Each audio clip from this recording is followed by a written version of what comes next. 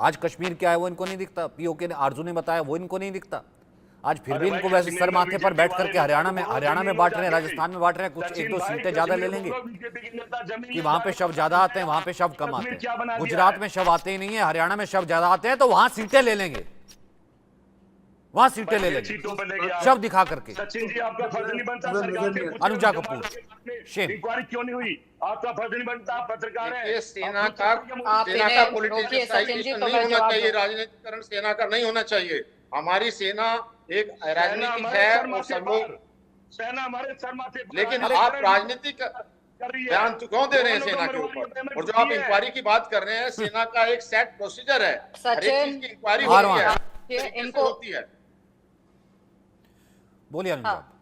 मैं जवाब दे दूं, जो मेरे कांग्रेस के भाई आज बड़ा छाती ठोक ठोक कर पीट पीट के बोल रहे हैं, जरा जवाब दे दीजिए। आप ही की लीडर है ना, जिसको अब तो लोकसभा में सीट भी नहीं मिली कांग्रेस से, पता नहीं क्यों नहीं मिली।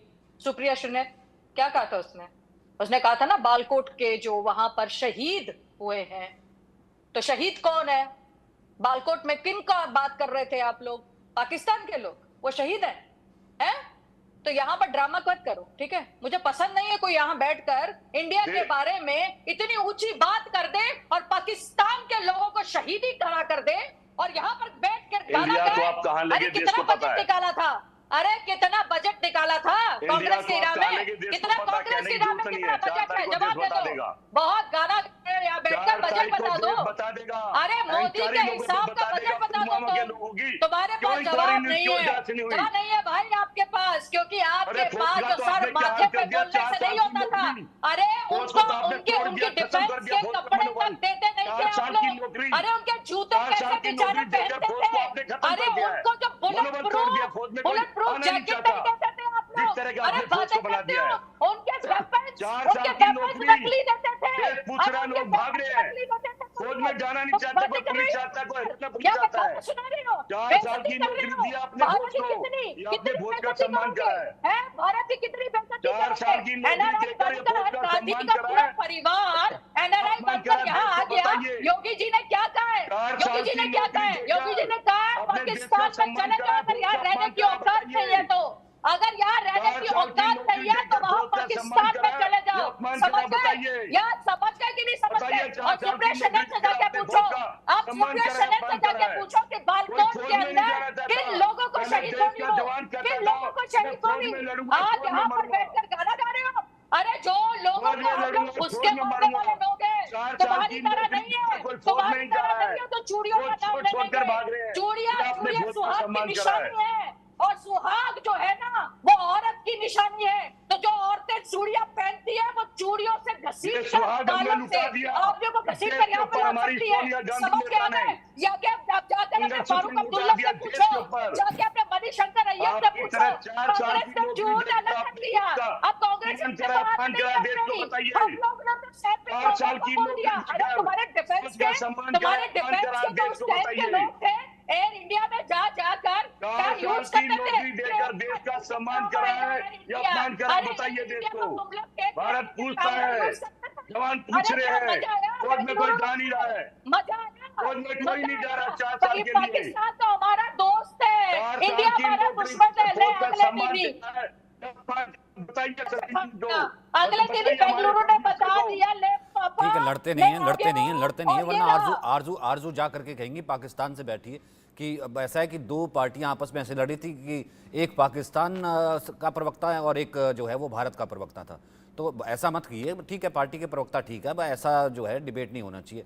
आरजू, मतलब इस तरीके का डर, इस तरीके की बातें दिखाना, चुनाव में लेकर के आना, ठीक है किसी पार्टी को फर्क पड़ता होगा, छोटी चीज़ें, मतलब एग्जैक्टली मैं तमाम आपके ब्लॉगर्स देखता हूँ, तमाम आपके वो यूट्यूब वीडियोस देखता हूँ, और वहाँ पे जितने जो और तमाम ब्लॉगर्स जो है वो आजकल का जो युवा बनाता है, जितने प्रो इंडियन जितने हैं वो तरक्की की अगर बात करते हैं, कोई हो के आया इंडिया, कोई कश्मीर में क्या खुशहाली है, G20 करवा लिया, कैसे वहाँ पर लोग आए थे और कितने करोड़ जो है सबसे ज़्यादा टूरिज़्म जो है वहाँ पर कश्मीर में हुआ, ये तमाम चीज़ें तो करते हैं, तो इन चीज़ों को एक्सेप्ट करके खुश होते हैं। वो कहते नहीं, कई तो ऐसे कह देते हैं कि हम तो ऐसे, अभी मैं देख रहा जब आटे के पीछे मारा मारी थी, वो तो ये कह रहे थे कि भैया ऐसा है कि हम गलती कर दी, हम जब आ गए थे, पार्टीशन हुआ था, हम यहाँ पे आ गए, वहाँ से इतने गए थे। भाई गलती कर दी, हम तो वही रह लेते, हमारे बड़े बड़ों ने गलती कर दी। मतलब इस तरह के स्टेटमेंट भी आते हैं पाकिस्तान से। जी अब आने लगे हैं, बिल्कुल आने लगे हैं। और इस तरह का स्टेटमेंट तो मैंने भी दिया था, लेकिन ये ज़रूर है कि यहाँ पर क्योंकि पाकिस्तान बना तो लिया, लेकिन उस तरह से संभाला नहीं गया जो कि लोगों को शायद बताया गया था उस टाइम पे 1947 में या जो कुछ भी हुआ था।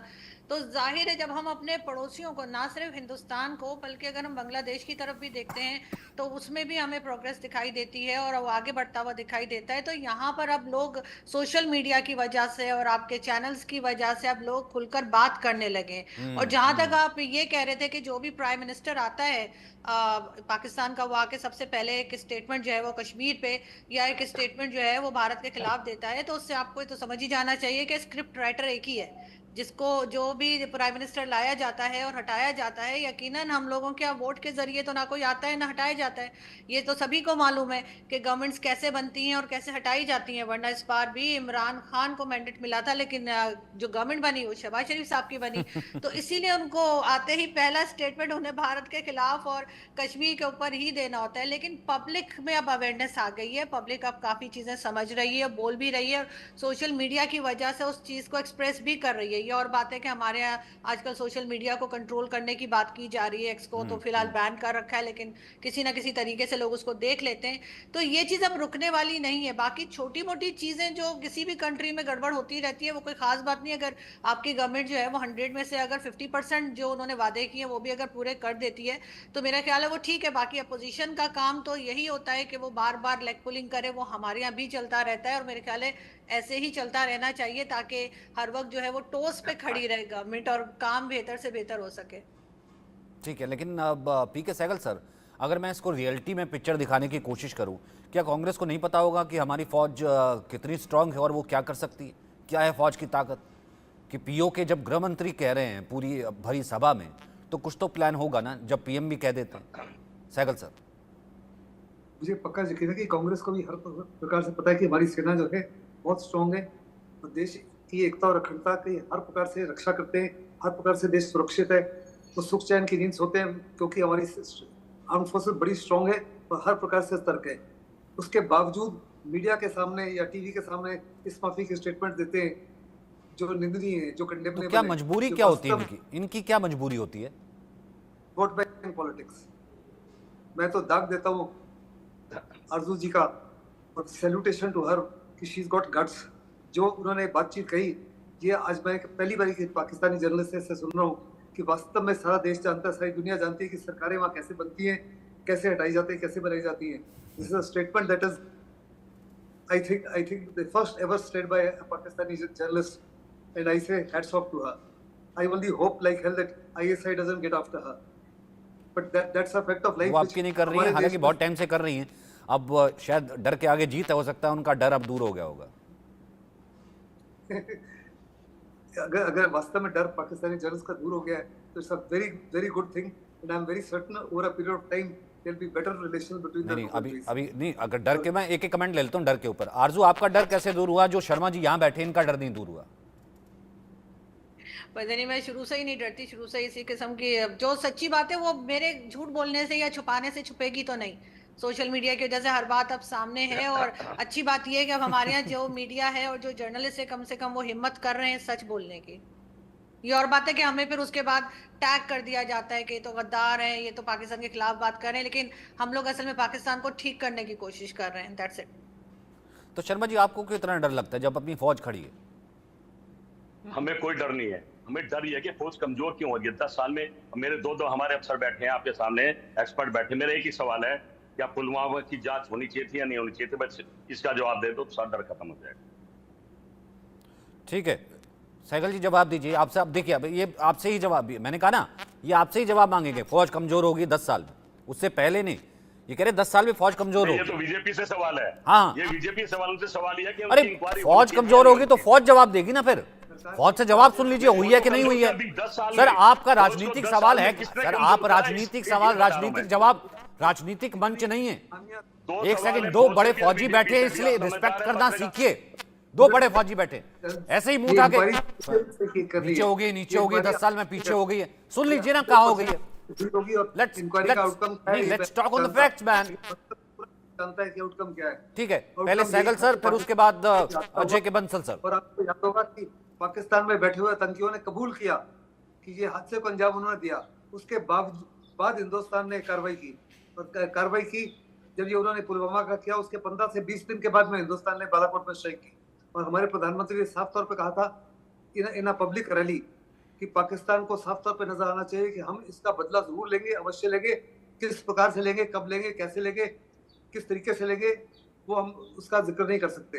पाकिस्तान फुल वॉर अलर्ट पे था, हर प्रकार से उसके एयर डिफेंस रिसोर्सेज डिप्लॉयड थे, इन्फेंट्री डिप्लॉयड थी, एयरफोर्स डिप्लॉयड थी, ऑपरेशनल रेडीनेस प्लेटफॉर्म्स कायम थे। उसके बावजूद जो हमने कर दिखाया वो अद्भुत था, और सारी दुनिया उसका दाग देती है। लेकिन हमारे जो अपोजिशन लीडर्स हैं फिर भी प्रूफ मांगते हैं, कहते हैं कि इस माफी की स्ट्राइक तो सैड थिंग। बंसल सर, थोड़ा सा आप भी जरा आईना दिखा दीजिए। 10 साल का फौज मैं बताना ये चाहता हूं कि हमारी सेकंड लार्जेस्ट सेना है, नंबर जो सैनिक के हैं चाइना के बाद, और फोर्थ स्ट्रॉन्गेस्ट मिलिट्री है हमारी। और हमारी मिलिट्री बहुत स्ट्रॉन्ग है, हमारे पास में हर तरह की कैपेबिलिटीज हैं। अभी सारे जो इक्विपमेंट हैं वो हमारे पास बनने लगे हैं।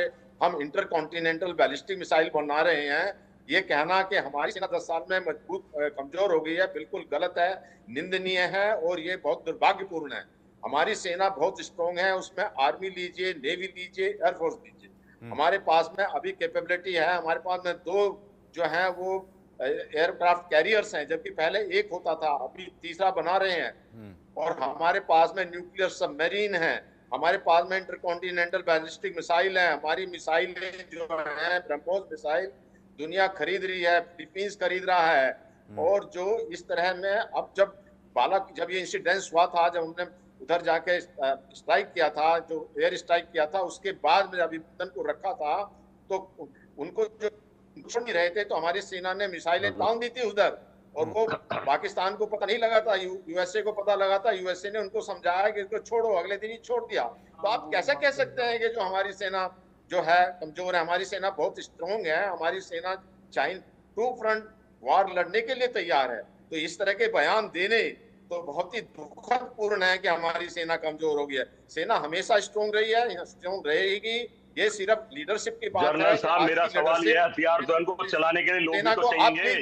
मुझे आप कहने नहीं दीजिए, प्लीज डोंट, मुझे आप मत बीच में रोकिए। हमारी जो है लीडरशिप जो कहती है जनरल साहब उसके हिसाब से करते हैं। और जब 4 साल की नौकरी पुलवामा की इंक्वायरी, 4 साल की आपको कुछ पता ही नहीं है, आप वही रटे जा रहे हैं। इससे ज्यादा आपको पता है। आप इस तरह प्लीज आप मुझे कहने नहीं दीजिए, आप मुझे मत करिए। आप इससे जो है देश का नुकसान कर रहे हैं, क्योंकि आप जो है हमारी सेना की जो स्ट्रॉन्गनेस है देश को, दुनिया को मैं बताना चाह रहा हूँ, और आप मुझे बताने नहीं दे रहे हैं। हमारी जो सेना जो सेना हमेशा मजबूत रही है। ये लीडरशिप होती है कमजोर, जो कमजोर लीडरशिप होती है वो सेना को फ्री हैंड नहीं देती। अब गारंटी की बात करो, हथियार तो है पर चलाएगा कौन? मैं जो एंकर है, मैं उनसे कहूंगा कि आप प्लीज अलाउ करिए सिर्फ एक कोई बोलने के लिए। मैं वही कह रहा हूँ ना, मैं सिर्फ इसलिए कह रहा था, नहीं सर, मैं इसलिए कह रहा था कि अगर किसी को कोई शक हो शुबा इस पूरी बहस के दौरान हुआ हो कि ऐसा है कि विपक्ष की बात दबा दी, वो दूर हो जाए कि फौज को सर आंखों पर, फौज मेरे माथे पर, फौज मेरी शान, फौज मेरी आन, है ना, फौज मेरी आन, फौज मेरी शान, फौज मेरी बात। और सवाल भी फौज से ही पूछ रहे हैं। और देखिए सवाल भी फौज से। 1 सेकंड शर्मा जी, मैं अलाउ नहीं करूंगा। 1 सेकंड होगी, पता नहीं कौन सी फौज कमजोर। एक फौजी कह रहे जब नहीं हुई है, एक अफसर कह रहे नहीं हुई है, आपको बड़ा पता है। ये अफसर लड़ेंगे, फौज में लड़ेंगे तो सिपाही ना। आपको पता है हरियाणा में फौज कमजोर होगी, राजस्थान में फौज